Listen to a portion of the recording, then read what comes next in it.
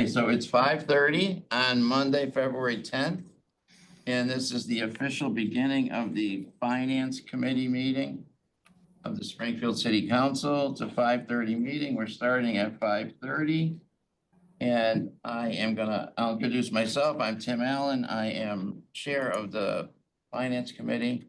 I have two other members of the committee. I don't see them yet. Maybe they're out there. Well, we're gonna go around and Jose Delgado and Catering Walsh are the other two. But let's go around this room and have everybody introduce themselves. How you doing? I'm Jake Strange. I'm a sergeant with the Springfield Police Department, assigned to the Academy Division. I oversee our TASER program. Great, thank you. Yep. Mark Swinson from Axon. I'm here representing Axon International. Axon, all right. Roy Malone, Grants Director of the Admin and Finance Department. Roy Goodman, Director of Elder Affairs. All right, Roy, thanks. Keelan Julius, Assistant HR Director. Yes, I just met you last week. Here we are again. All right, yeah. Kathy Bono, Capo.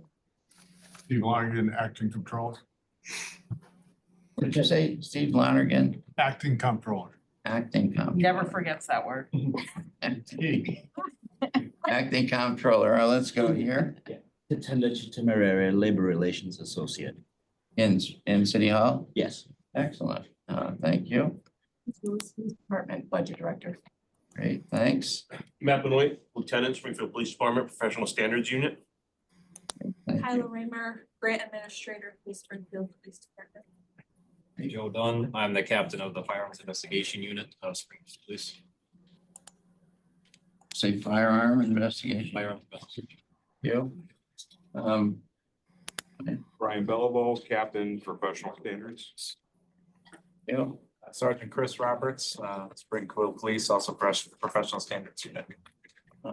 Jay Sleeper, Sergeant in the Traffic Bureau, Springfield. Great. Excellent. Now we've got a few others that just came in, so let's get. She just came. Hi, how are you? Lieutenant Bradbury, Lieutenant Judge Training. Okay, thank you. We got Jose, all right. You want to introduce yourself? Counselor Jose Delgado. Nice meeting most of you, but nice meeting you guys. Councilor Perez. Excellent, thank you. Now we're gonna go have the people on the TV screen weigh in. Cater, you want to start it, and then Lindsay? City Councilor Catering Walsh, member of the Finance Committee. Thank you. Hi, Lindsay Hackett, Deputy CAFO for the city. Thank you, Lindsay. Chris? Chris Signoli, DPW Director. Thank you, Chris. Who else we got there? Chris?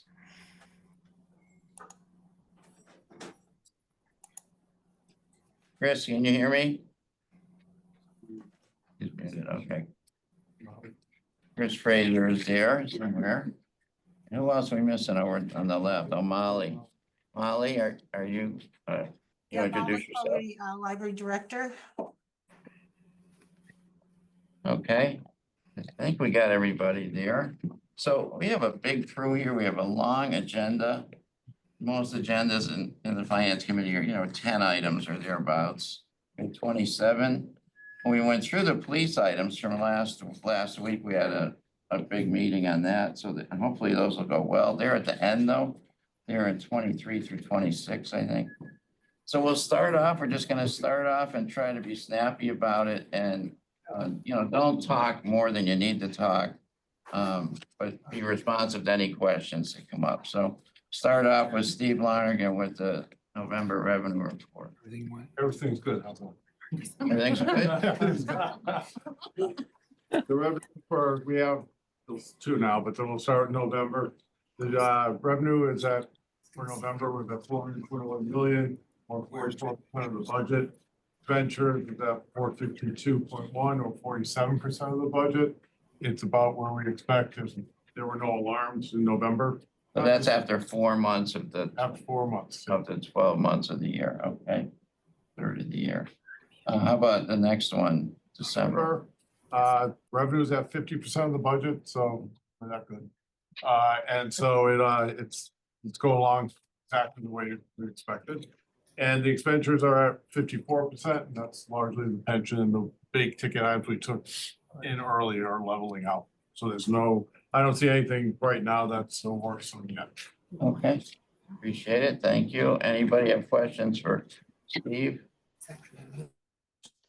Seeing none, we'll move on to item 3, donation of goods to HHS. Excellent. Thanks, Sequoia. So this is a part of the COVID task force where we receive new blankets, hats, gloves, and scarves to help out unsheltered individuals. And these items are to help them stay warm in the winter months. We've received a few items to date with an estimated value of about $2,500. Excellent, great. Well, is that ongoing? Is that? Yes.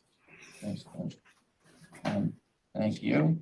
Where do people bring stuff if they have more? It's a good question. I believe Health and Human Services, the Ray Jordan Center, and I forgot the third. Okay. State Street, the Okay. one on State Street. I don't know the. That's probably Health and Human Health and Human Services. Services. That's on State Street. Right, Right. Ray Jordan Center. And the Ray Jordan Center. Oh, City Hall. There's that. Where we are. Thank you, Roy. Thanks, Sequoia. Any more on that? All good. Good. Number 4, donation of goods to veterans, a similar kind of item. Yep, very similar. I can speak to that one as well. So our Veterans Department received 100 adult winter coats and 120 children's toys with an estimated value of about $4,300. These will be donated to families in need within the community. Excellent, thank you. And while you're on a roll, you get the next one too. That was actually Roy. Yeah, I can speak on Roy, that. okay. We received, the Department of Elder to donation of wood furniture from Big Y. There's 3 pieces of furniture, is valued at $2,500. Excellent, and all the logistics are all in place to get the donations to the right place. Yeah, we have the. Excellent, thank you, Roy. Any questions for those guys? All right, then item 6 is Elder Affairs donation. This is a financial donation. It looks like, That'll be me again. We received a $2,000 donation from Country Bank. It was an unsolicited donation. They just made a donation to Elder Affairs for $2,000. great. Thank you. Questions? Item 7, Parks Department, another donation here. Yep, I can speak to that one as well. Great. So this is a donation from Karen Spinelli for a bench for her family at Forest Park. The estimated value is $23,8170. Okay.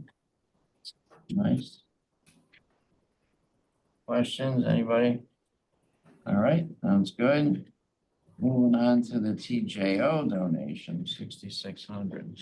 That was me again. Okay, Sequoia. So this is a donation to our TJO department from the Best Friends Animal Society. The total donation is $6,600. And this is to sponsor 3 individuals to attend the conference in Palm Springs, California. And this will be the travel and conference costs, and they will be reimbursed through the city. Okay. Yeah, was the recipient of this. Yes. Thank you. All right, we're down to number 9. We're doing well. HHS Workforce Retention Grant. Got that one. That would be me again. Right. Yeah, you're the winner so far. Roy. Yeah, so far. Roy, you're doing well, Lucky but you me. just plenty ahead of you. So this is an $18,934 grant from the Community Care Cooperative. And this is a grant in the wake of the COVID-19 pandemic. There's been significant workforce outages or shortages.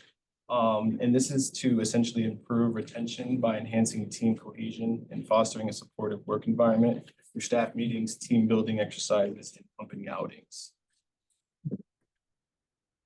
So that grant went to HHS. Yes. From some outside group. Correct. Okay. To be used for team leadership, kind of Team building. team building. Exactly. Yep. Great. Questions? Oh, good. Item 10, High Visibility Enforcement Pilot Program. I'll speak on Great. that. Yeah. Lieutenant Derek Cook, I introduced myself earlier. Thank you, Derek. And I'm the commander of the traffic unit in Springfield. And this is basically a $22,554 grant that was funded through a research project. Toxel LLC is developing a toolkit to help law enforcement agencies implement high visibility traffic control. Now, this basically is, the objective is to eliminate illegal passing of stop school buses in the city of Springfield. Now, that's a huge problem. We have that both in the daytime and in the after-school setting where people are getting on the buses, the children, and they refuse to stop. And I don't need to explain to everyone the cost of what would happen if someone doesn't stop for a school bus that is stopped with the lights out and flashing. Numerous complaints on this through different sources, parents, school bus operators, the students, staff and faculty. So this grant is going to allow for 8 deployments over the course of 45 deployments from January through June of this year. It's going to be filled by working officers who will be specifically enforcing the school bus safety. And we have 8 locations throughout the city that we're going to be doing this with the enforcement. And we anticipate that we will get multiple citations issued for the people who just refuse to stop and keep our children safe. So that's what we're going to be doing. So will there be people, extra people there where there's chance that there's school bus will get Yes, violated? we're gonna have officers strategically located at the 8 different sites where we had the most complaints. And in that regards, in a capacity where you probably wouldn't know that there was an officer, we will be hunting and searching for offenders. And we will issue them a very expensive ticket to let them know that we take enforcement very serious in school bus safety also. Great. Sounds good, yeah, go ahead. Give me a name one time. Lieutenant Derek Cook. Nice, thank you, Lieutenant Cook. One, excited this is on, because also on tonight's agenda is I have a resolution asking the city to opt into the new bill that was filed and signed by the governor, which allows us to put cameras on the buses. So this is very good timing. I guess the one question I had was the grant, who's this grant from? That's It says, well, Toxel? it's basically, it's a grant through Toxel and they are funded through the National Highway Traffic and Safety Administration. So they're the original disperser of the monies federally. Okay. And Toxel is gonna be the one that actually dispenses with the grant. No, I was just curious on who was funding it and why was the requirements on our end. I think this is a home run. I myself have been sending stuff to the mayor and administration. I actually have a couple intersections to send you because I've also had conversations separately with different transportation providers on the same issue. This is something that I've been advocating the mayor on to have more enforcement. So the fact that you guys are on it, I love it. So this is good. Great, thank you. Thanks, thanks. Yeah. Evening, everyone. Stephen Howard, Worthington Street. Question, Lieutenant. Thanks, Mr. Chair. The money that will be generated from these tickets, from these summonses, how will they be utilized? As far as You get a ticket for passing the bus, right? yes, Once that money is collected, how will those funds be allocated? Those are general fund dollars. They go right into the general fund. Okay, so follow-up question. Since it goes to general fund, will it be placed in a, so let's say, a line item in that fund indicating that it was generated from these tickets? It So will that go it into a could- line, in the line item that has any tickets that the police department issues. So it will go into just general revenue to support the general fund budget. Okay, so are there any plans to utilize, if not all of those funds, at least a good portions, to keep putting money into this There is project? not, there is not at this time, no. are there any plans? Not do this, that. not at this time. Because if it generates revenue and it also provides safety for the children, Okay. then you'd think instead of waiting for more money to come in, that it would be recycled so that it could continue. Yeah. Based on Mass General Law, we have to put it all back into the general fund, the way it's set up now. At some point, if a program is comes forward, that we're able to relook at that. But right now, that goes strictly per Mass General Law into general fund revenue. Lieutenant, I'd highly suggest that you work with them to have that money recycled, however it could be. Well, basically, what we do is we write the citations. We have no say in what and how the money is used. I mean, because it does go into the general fund. So any ticket, anything we issue as far as the parking tickets, things like that, it goes to a general fund. We do not decide or dictate where it goes. So, Okay, thank you. thank you, Stephen. Kathy, we can follow up on that if Yeah, we need to. All right. Officer Cook, do you have anything else to say on it? No, I just think that this is something that's been going on for a while. And, you know, we're finally, the city of Springfield, the police department is gonna be addressing it. Like I said, we plan on issuing the citations for people who don't stop. And everyone that operates a motor vehicle knows that you have to. And if you don't, you're going to get ticketed. And that's just how it is. I'll be talking about it later on tonight. At the council, yeah. Everybody else set with Officer Cook and his explanations, or did you want to go now? Yeah, thank you. This is well needed. I mean, long time past. I'm bored. I see that. Specifically that they have more schools in that ward. Thank you, and I hope it continue, not as a pilot program, but it continue. That's all. Because That is our hope as well. Thank you, Officer Grant and Counselor Walsh. You had your hand up. Yes, Lieutenant Cook, my friend on the Traffic Commission. How much is the fine? Well, the fine is $250.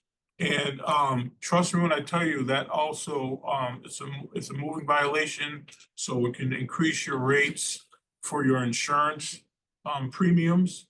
So it actually has bite. And it's one of the few things that we do where people actually take notice because of the nature of the offense. Right. Well, we're lucky there've been no fatalities so far. Good Yes. luck. Okay, great. Thank you. No, I'm gonna hold off on right now. You asked about 5 questions before, so that's fine, but we gotta move on. All right, any other questions? So item 11, we're on now, Project Safe Neighborhood Grant. I'll speak on that. So it's Project Safe Neighborhood Grant. It's from the state. It's a $30,000 grant. Firearms Investigation Unit is going to use it to further our investigations as far as gang violence, illegal firearms, and narcotics distribution. We're going to use that to supplement deployments for the investigations for the FIU. Okay, so that grant that you're receiving in Project Safe Neighborhood, where is that coming? From the state, it's the Mass Executive Office of Public Safety. Great. Thank you. Any questions? We get a lot of grants for firearm stuff. There's a fair amount. I just got up there, so I'm still kind of learning the ropes, but I walked right into 2 of them, so I'd say grants are there. Very good. Well, glad to have you. Thank you. Coming here and telling us. The next one is the Cops Anti-Heroin Task Force Program Grant. No match required, 30,000. I also have that grant. Right. It's a $30,000 grant. We have to use in conjunction with the Mass State Police. It's to simultaneously and do a group effort target on investigating heroin, opioids, and any drugs of that nature. We have to do it with MSP detectives. So that's a grant to help cover those deployments that we do in conjunction with them. There's a lot of that work done in Health and Human Services, which you being new may not know much about it, but Helen Carlton Harris, her organization runs Health and Human Services, and they're involved in other opioid related types of things. You might want to check in with them. Introduce yourself to them. Any questions for anybody? All right, we're moving along pretty good here. Item 13. Council on Aging Grant Amendment Increase. That'll be me, yep. This is a grant, it's an amendment from our original grant that we received for an additional $30,000. The formula is approved by the state legislators and the Governor Healy. We usually get up to $12 per person of age 60 and over. They increase it to $15 per person now. So we got the additional amendment of $30,000. Okay. No good with that? That was good. The grant, and where'd the grant come from? Council on Aging. Council on Aging, I see it. Okay, thanks. Questions?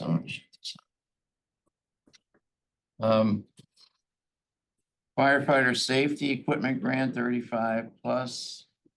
Somebody here on that one? I can speak to that one, Mr. Chair. Great, thank you. So this is a $35,521.08 grant from the Mass Department of Fire Services. This is a grant that we received annually. And it's specifically for an electric vehicle emergency plug, patient lifting device, ropes, rescue and individual safety and hardware, ice rescue board, rapid deployment craft, lifting airbag, and a rescue saw/chainsaw. There's a pretty quick turnaround to this grant, which expires June 30, 2025. Okay. Okay, any questions on it? Did you write this grant? I did not write this one, no. The fire department worked on this one. You're just reporting on it. So grants come through, you write some of them and other ones come through you. Correct. You should have said yes. I know, right? Just drawing credit. I'm a nice guy. I try to be. There's a lot of experience in this. Yeah. Next time I will. For Sequoia grants usually come with 6 figures. Right. Okay, item 15, recycling dividends, DPW. Is that you, Chris? Yes, it is. That's for me. Through the DEP, every year we receive a grant program through the RDP, the Recycle Dividends Program. The grant this year is for $58,500. It is actually 13,000 less than we've been receiving as they eliminated the program for yard waste. So we lost points for that. And basically most of those funds are used to purchase new barrels. Okay, great. And did your organization apply for this grant or? Yes, we do. We apply for it every year. Excellent. Thank you. Any questions? All right, appreciate it. Thank you, Chris. Number 16, East Springfield Construction Planning and Design Grant, 100,000. I don't know much about this one, so who's got this? Well, the library department applied for a planning and design grant to renovate and build an addition to the East Springfield branch, and we did receive the grant. So we have $100,000 grant from the state to spend about a year doing planning and design, to hire an architect, and $150,000 match from the city. So Molly, this is following the same process from when we went for East Forest Park. Well, it's a little different. We're doing the planning and design, but once we finish that phase of this project, then we will get our designs approved and the cost estimates approved. And then we go right into construction. We don't have to apply for another grant. So it might be a little more expedient. Yeah, it will speed it up by a couple of years, correct? That we're looking at the process of this taking about a year or so to do the planning and design, then whatever time it takes to do the construction documents, get the approval from the city council and the mayor's office for the funding for the construction. Then we go into design development and construction bid documents, and then probably start construction sometime the end of 2027, looking at sometime in 2028, but that's just an estimated timeline. could be For quicker. those of you who haven't been through library grants, we were able to get a new library in East Forest Park. I represent the ward that's in, and there are a lot of these, any grants are nice, but if you make it into the library process, if you get past the early competitive stuff and you're selected as one of the communities that's they're gonna support a new library, you get a lot of money, like a few $1 million. So it's really important. We did it, Molly did it, and her team a few years ago for the library on Surrey Road. Came out beautiful, and this is a chance to do it for the library on Osborne Terrace. So great, that's great. Any questions for that, on that? All right, thanks, Molly. Thank you. Item 17, the rural roadway program. Is that back to you, Chris? Yes, it is. Over the past couple of years, the Mass DOT, along with the governor's office, has put together a program of about $25 million statewide to distribute to communities. When we get our Chapter 90 money every year, there is a formula that is put together for all the communities. The rural communities have been complaining, so they created another small program to get additional funds to the rural communities. And as part of this program, we are receiving $184,721.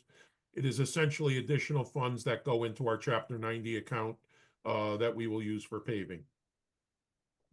Excellent, good. Questions for Chris? Next item is yours, I'm sure as well, Complete Streets. Yes, it is. Complete Streets funding for $230,000. The city of Springfield recently did an updated Complete Streets projects plan. We submitted applications to the state 4, 5, 6 months ago. We were awarded a project, and what this project specifically is going to be on Belmont Avenue at Woodlawn Street, a bump out crossing beacons primarily for the students at Washington School. In that location, that corner has a huge bus stop and a lot of walkers. So we were awarded projects for this, and our goal, if we can get it completed, is to get it out to bid for construction this summer. Great. Officer Cook, you must like that one. Safety grant there for people crossing the street. That's great. All right, that was Complete Streets. We're on number 19. Library Commission State Aid to Public Libraries. Is you, Molly, or? Yes, it is. Thank you. This is our appropriation from the Mass Board of Library Commissioners. It's for the State Aid to Public Libraries program. We have to meet a lot of standards to be in compliance in order to be eligible, which we do meet. And the funding is based on a per capita formula. There's various formulas. So we receive it in 2 payments that we received. We've already received the first payment of about $306,000, and we'll receive the second payment sometime in April. Okay, great. Questions from anybody? Yep. What do you do with it, Molly? The funding is used, it offsets personnel costs and some costs for the general fund, and also to pay for a substitute librarian program. And then we use it for equipment, some new furniture, programming, staff development. So a variety of programs that we use it for. And it's a great program. We're lucky to have it in Massachusetts. Great, thank you. Other questions? So we're on item 20. We've done great. Appreciate everybody being prepared and ready to talk about your stuff. Now we're coming down the home stretch a little bit. The police stuff will be up in a couple items. Shannon, we had the Shannon grant ordered item 20. 1.2 million. That's always this, that's an annual grant we've been able to get. I was talking about that. That will be me. The Shannon Community Initiative, this is an annual grant for $1,247,411.92 with a match of $415,300 $803.97. This grant is a multi-pronged approach to address gang youth violence. It's social intervention, suppression, opportunity prevention, organizational change, and community mobilization. A big grant every year. I remember when it was like 600,000 or 700,000, it's doubled, you know, so. Hopefully you guys and the police that you see the value of it. We don't get to see the value here. We just ask what you normally ask questions about the agencies that get the money and, you know, what their programs are. Not gonna do that right now because we're short on time, but is there generally a good feeling in the police department about the Shannon grant and the things it allows you to do? Yeah, we've been able to increase our partners this year due to the funding. We've seen a drop in crime and an increase in partner activity. We implemented monthly partner meetings, bring everyone in the room, networking, and we're planning some group functions together throughout the community to get the name out there for Shannon, to get the youth more involved as well. So it's definitely been very good. That's good. Great to hear. Great to have you here, what we're talking about. Anybody else on that? Okay, so that's Shannon. Now we're on to item 21, health services for the homeless. That's a big number. Who's got that one? Lindsay or Kathy or, Is Helen on the, I'm sorry? I thought Helen was gonna be on the call. Okay, I mean, I can speak to it and she can speak to it on the, At the. during the meeting. This is an annual grant they get. It's healthcare for the homeless service. It's a federal grant. This year they're awarded 2.3 million. Helen uses it to fund different positions, health positions and healthcare positions, and run services for the homeless. And isn't that mostly the health services for the homeless? Isn't that run out of Mercy Hospital or? She works with different organizations, yes. Okay. I'm sure she'll be on the 7 o'clock meeting to speak to it. Good. Anybody have any further question on that? That's a pretty critical grant. Thank you. All right, we got Parks Department for 4 million community project funding grant. Somebody ready to talk about that? I'm gonna be taking that, Counselor Allen. All right. Last year, the Parks Department, primarily City Forester Alex Sherman, made an application to the federal government for what was called the re-greening around Union Station, which includes roadway improvements along with associated landscaping. The application was for about $13 million. The city was awarded 4.1. The project, in coordination with Parks and Tommy Ash, has been turned over to the DPW for execution because there is a lot of roadway work in it. The project is being advertised right now for a designer, and we will be looking at doing 5 projects. Lyman at Dwight Street, Lyman between Chestnut and Dwight, Main at Frank B. Murray, Chestnut and Liberty, and Chestnut and Lyman. And it's for bump outs, drainage improvements, roadway improvements, tree installation, reworking of trees, replacement of trees in the area around Union Station. And the award basically came through Congressman Neal's office to the city of Springfield. Oh. You sounded smart on that, Chris. Didn't I? I really did. That was good. I have my moments. Any question for anybody, for Chris, from anybody? All right. Thank you.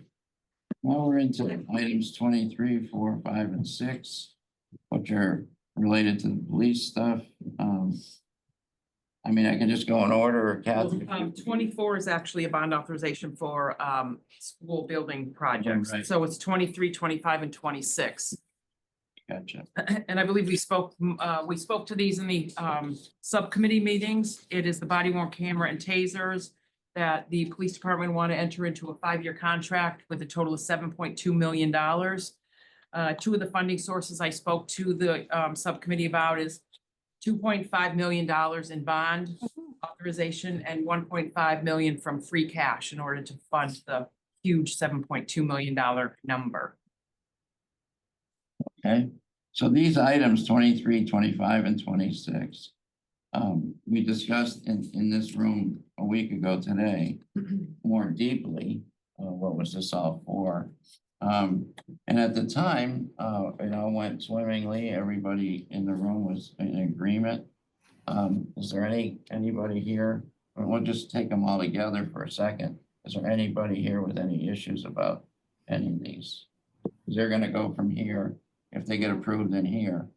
Well, they're going to the council meeting, whether they get approved in here or not. We approved them, we made a recommendation last week to approve them. Right, we did. So just kind of revisiting that. You don't have an issue? I think it's needed, especially with what I read about you guys getting caught up in terms of technology, the fact that we could have something that will make us more efficient, will probably save time from officers having to spend so much time for that. Officers, so I think it's a home run, especially if it's gonna make our department better. Right, top in the state or northeast. I think so. Nobody's gonna be touching this as far as where will be technology wise. Right. Right, so item 23 is the bond authorization. Item 25 is the free cash that's coming from the pay-go account to help this project along. And item 26 is the 5-year contract. Did you have any more you want to say on it, Kathy, or anything? Or No, if anyone has any questions, I went through most of it at the subcommittee meetings. I did have a question on the savings piece. So doing the 5-year contract, so obviously you're saving more money because you do it longer, you're investing more. Do we see any potential savings outside of the contract? Well, first question was, sorry, let me back up. First question was, what was the original contract amount for this stuff when it was separated? Do you know what the So amounts were? prior to this, they paid about between 4 and 5 million for it. I mean, it's increased over the next 5 years because of the technology. They need The the cloud storage, et cetera. Plus they do, and correct me if I'm wrong, you get the replacement of the cameras at 2 different times during. There's 2 refreshes. There's 2 refreshes of cameras with this. So it is a big number, but I tried to spread out the funding, so it is bond, it's free cash, we're using little pay-go. I've level funded the general fund over the next 5 years, so there won't be an increase in the general fund. And then the police department did come up with funding of their own from their donations and their federal justice and NARC accounts. Do you have any estimates of so I mentioned earlier, the efficiency, do you have any estimates of what the savings would be from the amount of hours an officer is, I guess, that we're saving from the efficiency standpoint of it? Well, I guess from that perspective, the only thing we could really speak to at this point is that everything that we're doing is by hand. Right, so we're using existing programs for unintended purposes to create products, right? So when we talk about data metrics or analytics, right, everything is literally, I mean, I'll use as an example, putting a list together a couple weeks ago with 2 of my workers from the office. I'm literally sitting on Excel and having people read names back and forth to me, and a captain, a lieutenant, and a sergeant spending 2 hours to put together a list that would have been extracted immediately because. There's a savings to that. Right, right. right. So, Time. and again, that's just anecdotal, right, as far as that little piece. But we're actually looking at utilizing this technology now it basically tells us whatever we want to know. So we put it in and it's going to get it back to us. Automated systems talk to one another. APIs where we've had problems in the past as far as whether or not we had servers that could handle those and not bog down the systems. That's not what we're talking about now. We're talking about systems talking to one another. And again, taking multiple programs and synchronizing those so we have significant interoperability. So I can tell you what we've been doing inefficiently, and I can venture a guess as to where we're going to go as far as streamlining processes. But I think it's at the end of the day, it's going to create a better product for us data-wise, because we've never had access to this much data than we do right now. And secondly, I think the ability for officers to handle things on the street in the cruisers and not have to return to the station to do that work. Little things, camera categorizations are done automatically because the system identifies. So there are performance packages that go along with that. So it saves us time on the backside when we're doing use of force review. And we're trying to identify whether or not a camera was or wasn't part of an event, you know, because we are still going to be subjected to audits for the next couple of years under our settlement agreement. So, you know, it's that little bit here. I mean, we're going to be cheating them by an hour, 2 or 3 a day. And it's going to just, it will replicate itself exponentially once the system flows. But that is our hope. Great. Any other questions? I was kind of taking them all together because they're all part of the same, seems like part of the same item. What we got? Stephen, now again, does that include voice to text technology? No, so there's a couple things that we're not going to get involved in with right now, Stephen, and that's going to be anything that voice to text, because that could potentially misconstrue what it is that we're trying to say. And we're not going to get involved in AI. Those are 2 things that we're not going to get involved with at this point. So, no. Okay, thanks. Good question. Anybody else? All right, so, in effect, we have just covered, not the whole agenda, but we just covered items 23, 25, and 26. Kathy, 24 was about the MSBA. Is there more to be said about that? I think Tom Ash was on, but I can speak to it. He's on. Okay. I am. Yeah. Okay. Thank you, Mr. Chairman. The bond authorization for $1,050,000 represents the schematic design work necessary to begin the process of improving roofs and windows at about 9 schools. So that is the first step in the process to approve the $1,050,000. Great. Is this stuff that's been approved by MSBA already? Yes, it's in the queue. It's in the queue, yeah. Great.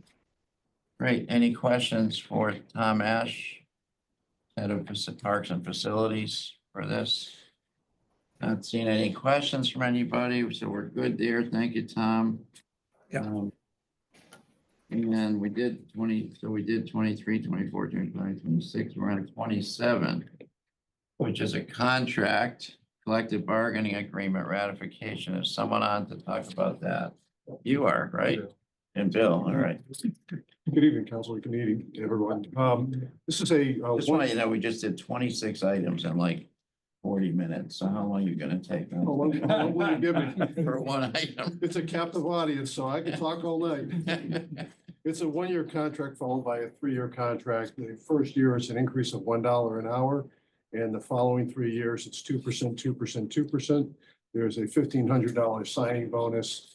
It covers the periods of July 1, 24 to June 30th of 2025 and July 1, 25 to June 30th of 28, which is pretty much what we've been doing with most of our groups at this point. It's a good contract for both us and for the union. There are some significant changes in this contract, including we have disciplinary language that we had in a number of the MOAs that we've now with this group that we've put into this contract. So it affects everybody in the contract now. So everyone's on the same page and we just don't have it like sporadically in different areas up at the bargaining unit. We also changed the language as far as how we select when we have vacancies. It gives us a language that we will select the best qualified person for the job as it comes up. So it is a different change. We worked with you on it. It's a good change for us, I think. So, Ted, anything you want to add to this that you can think of? No, you covered everything. Is your person down the road with this guy? No. Good. How many people are in this union? This unit has about 160, Katie, is that about right? 160 in the group, yeah. And Mr. Goodman over here was on our bargaining team, did a great job for us. Excellent. I'm not surprised. That's great. Anybody have questions on this? We'll hopefully be approving this tonight at the meeting. Not seeing any questions. Thank you for the report. You be at the meeting later, Bill? I will. Yeah, thank you. And now there's the three members of the, I think we covered everything. If I'm right. So Cateri and Jose, and or Counselor Walsh, Counselor Delgado. If one of you would like to make a motion, I know we did it last week, but this is the official meeting going into the meeting. So I'll make a motion, but I have to recuse myself from one. 3 items on here. So I make a motion to approve the items except for items 11, 14, and 20. You guys can do that without me. Okay, well, on the first motion, Cateri, you want to second that? Second, Okay, all in favor, say aye. That's aye. aye. So all those items are approved to go to the council with their recommendation. And Cateri, I'll make a motion that 11, 14, and 20, those items be approved as well. I'll second that. Okay, all in favor? Aye. So we've approved essentially everything here tonight. I think, Roy, are you the Guinness Book of World Records guy? I mean, did we make it or not tonight? Yeah, I think you did very well. I mean, 44 minutes, 27 items. Everybody was prepared. It was great job. Great job all the way around. Mr. Chair, can you predict if the city council will do it in record time? Well, that's always a little different. We'll So, try, but thank you for all your work and prep for this meeting and all the great work you did to bring these items forward. So.